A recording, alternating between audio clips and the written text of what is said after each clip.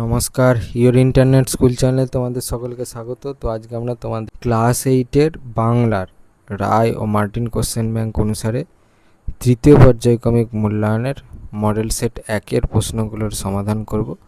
তার আগে বলে রাখি যে তোমাদের ক্লাস 8-এ নম্বরের যে পরীক্ষার প্যাটার্ন ছিল সেটা আগের বছর থেকে চেঞ্জ হয়েছে। 30, 50, 70-এ পরীক্ষা হয়। তো তোমাদের ফাইনাল যে পরীক্ষাটা হবে সেটা হচ্ছে 70 নাম্বারের। তো দেখো, সেই অনুযায়ী তোমাদের এই রায় মার্টিনে মধ্যশিক্ষা পর্ষদ থেকে অ্যাকচুয়ালি শুরু হচ্ছে। তো মধ্যশিক্ষা পর্ষদ প্রদত্ত নমুনা প্রশ্নপত্রের যে প্রশ্ন সেটটা আছে সেটা আগের বছর যেটা ছিল সেটাই এবছর আছে। তো একই বলে আমি এটা সমাধান করছি না, তোমাদের চিন্তার কোনো কারণ নেই। তোমরা এই মডেল কোশ্চেন সেটটার সমাধানের ভিডিও পেয়ে যাবে এই ভিডিও ডিসক্রিপশন করা প্লেলিস্টের লিঙ্ক দিয়ে। আগের বছরের সমাধান থাকবে, সেখান থেকে দেখে নিতে পারো। তো মধ্যশিক্ষা পর্ষদ থেকে শুরু করে বাকি যতগুলো মডেল কোশ্চেন সেট আছে সেখানে কোন কোন অধ্যায় থেকে কি নাম্বারের প্রশ্ন থাকছে তোমাদের বাংলার সাহিত্য মেলা, চতুর্দের পথের পাঁচালী আর ভাষা চর্চা থেকে, সেটা তোমরা একটুখানি দেখে নাও। আর কত কত নাম্বারের প্রশ্ন থাকছে সেটাও এখানে দেওয়া আছে, এটা একটুখানি দেখে নাও। আসছি মূল বিষয়। এটা হচ্ছে মডেল 1। মডেল 1-এর একে বলেছে নিচের বিকল্পগুলির থেকে সঠিক উত্তরটি নির্বাচন করে লেখো। একের একেরটা বলেছে আমি বই পড়ি। এই বাক্যের ক্রিয়া বিভক্তি হলো, সঠিক উত্তর হচ্ছে অপশান গ হস্যই। পরে একের দিয়ে বলেছে সর্বনামের পূর্ণাঙ্গ রূপ ব্যবহৃত হয়, সঠিক উত্তর হচ্ছে অপশান ক সাধু গদ্যে। পরে একের 3-এ বলেছে খ এ চরে যে খেচর, এটি হলো, সঠিক উত্তর হচ্ছে অপশান খ অলোপ উপপদ তৎপুরুষ সমাস। পরের প্রশ্নটা বলেছে সে বই পড়তে থাকবে, বাক্যটি হলো, সঠিক উত্তর হচ্ছে অপশান গ ঘটমান ভবিষ্যৎ। পরের প্রশ্নটা বলেছে সমাস নিষ্পন্ন হওয়ার পর যে নতুন পদটি গঠিত হয় তাকে বলে, সঠিক উত্তর হচ্ছে অপশান গ সমস্ত পদ। পরের প্রশ্নটা বলেছে লোকমান্য তিলক কারাবাসকালে যে গ্রন্থের আলোচনা লেখেন তা হলো, সঠিক উত্তর হচ্ছে অপশান ঘ গীতা। পরের প্রশ্নটা বলেছে আদাব গল্পের অর্থ, সঠিক উত্তর হচ্ছে অপশান গ নমস্কার।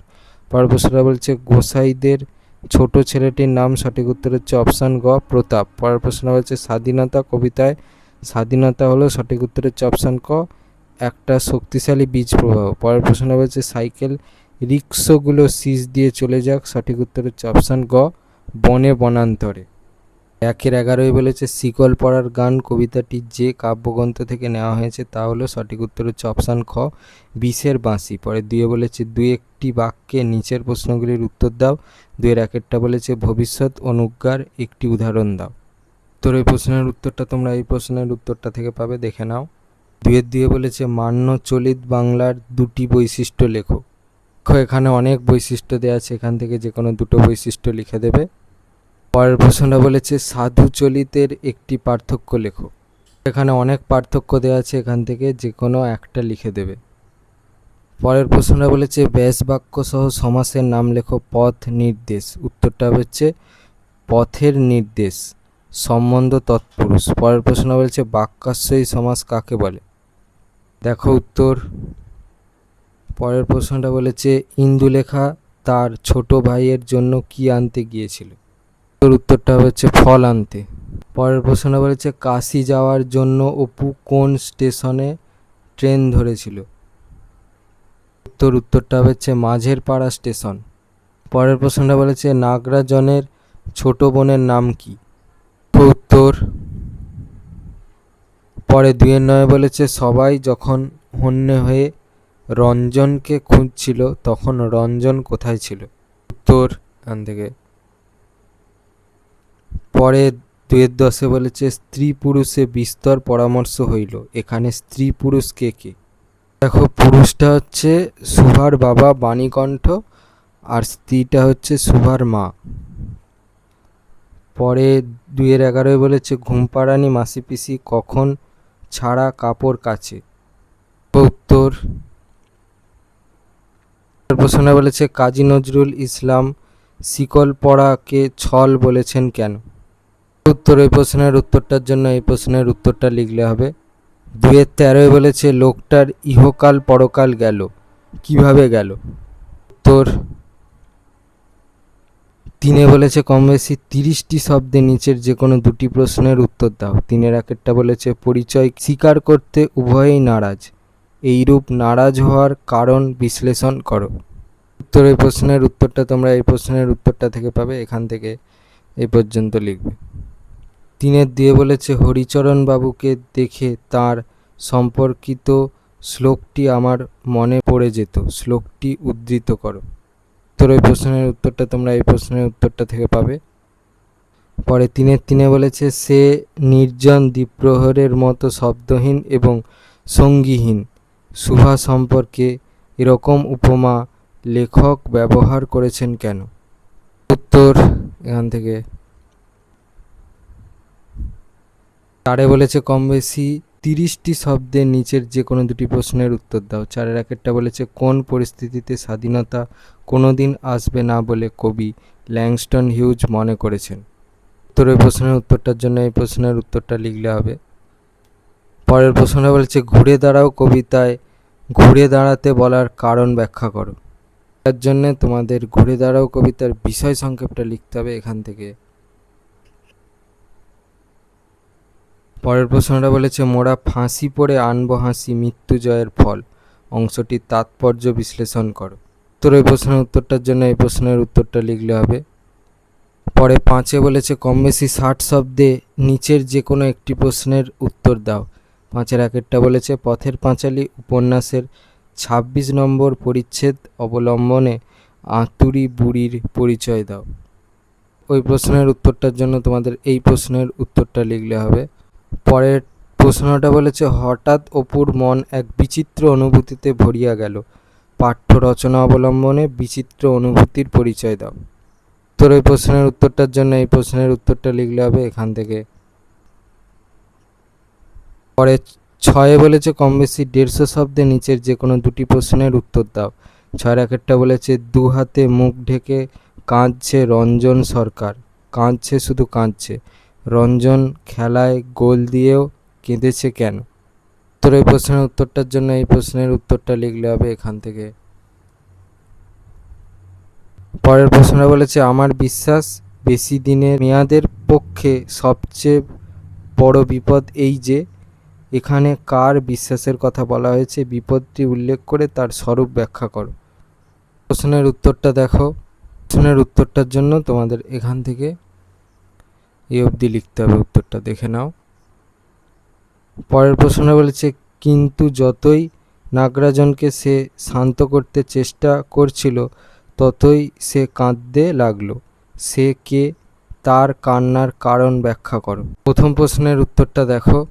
প্রশ্নের উত্তরটা হচ্ছে এই পোর্শনটা লিখতে হবে আর এই পোর্শনটা লিখতে হবে এখান থেকে এই পর্যন্ত। পরে 7 বলেছে কম বেশি 150 শব্দের নিচের যে কোনো দুটি প্রশ্নের উত্তর দাও। 7 একেরটা বলেছে শুনে শুনে কান পচে গেল, কি শুনে শুনে কান পচে গেল? কবিতা অবলম্বনে এই কান পচে যাওয়ার কারণ ব্যাখ্যা করো। প্রশ্নের উত্তরটা দেখে নাও। প্রশ্নের উত্তরটার জন্য তোমাদের এই প্রশ্নের উত্তরটা লিখতে হবে এখান থেকে। 7 দিয়ে বলেছে লোকটা জানলই না, কবিতাটির মূল বক্তব্য লেখো। ওটার জন্য কবিতাটার পাঠ প্রসঙ্গটা তোমাদের লিখতে হবে এখান থেকে। পরে 7 3 বলেছে মাসি পিসি কবিতায় মাসি পিসি কারা, কবিতা অবলম্বনে মাসি পিসিদের জীবনযাত্রার পরিচয় দাও। প্রথম প্রশ্নের উত্তরটার জন্য এই প্রশ্নের উত্তরটা লিখলে হবে, দেখে নাও। 8 বলেছে কম বেশি 150 শব্দের নিচের যে কোনো একটি প্রশ্নের উত্তর দাও। 8 একেরটা বলেছে মা বকিলে কি হইবে, যাহা সে পড়িতে চায় তাহা এখানে কই, বিষয়টি আলোচনা করো। এখান থেকে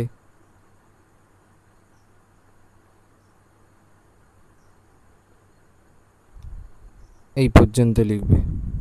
পরে 8 দিয়ে বলেছে সকাল 7:30টায় ট্রেন আসিল, এই প্রসঙ্গে অপুর ট্রেন দেখার প্রথম অভিজ্ঞতার বর্ণনা দাও।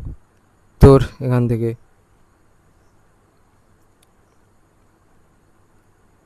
9 বলেছে নিচের যে কোনো একটি বিষয়ে নতিদীর্ঘ প্রবন্ধ রচনা করো। 9 একেরটা বলেছে প্রাত্যহিক জীবনে বিজ্ঞান। দেখে নাও এখান থেকে।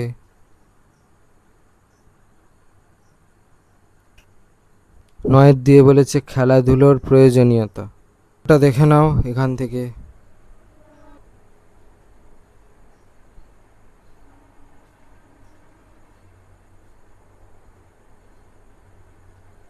তিনে বলেছে দুর্গাপুজো রচনাটা এখান থেকে।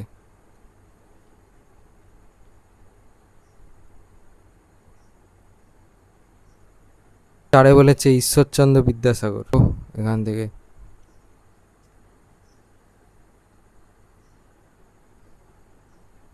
পাঁচে বলেছে তোমাদের বিদ্যালয়, দেখো এখান থেকে।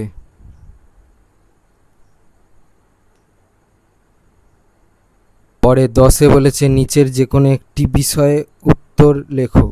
10-এর আগেরটা বলেছে জীর্ণ সেতু সংস্কারের বিষয় তুলে ধরে কোনো দৈনিক পত্রিকার সম্পাদককে পত্র লেখো।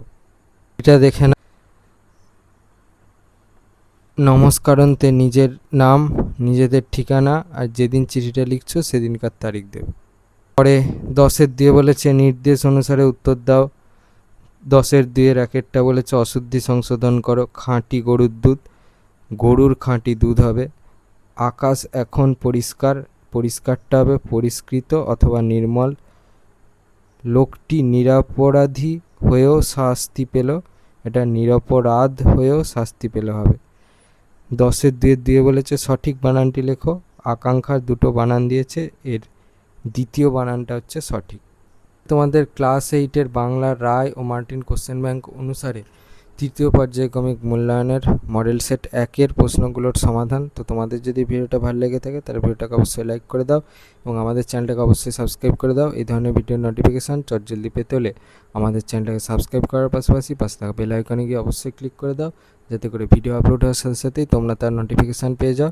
আর দেখবে ভিডিও ডেসক্রিপশানে আমাদের টেলিগ্রাম এবং হোয়াটসঅ্যাপ গ্রুপের লিঙ্ক দেওয়া আছে, সেখানে তোমরা চটজলদি জয়েন করে যাও, যাতে করে সাজেশানের পিডিএফগুলো তোমরা ফ্রিতে এবং চটজলদি কালেকশান করে নিতে পারো। তো আজকের মতো ভিডিওটা এই পর্যন্তই, দেখা হচ্ছে পরবর্তী ভিডিওতে।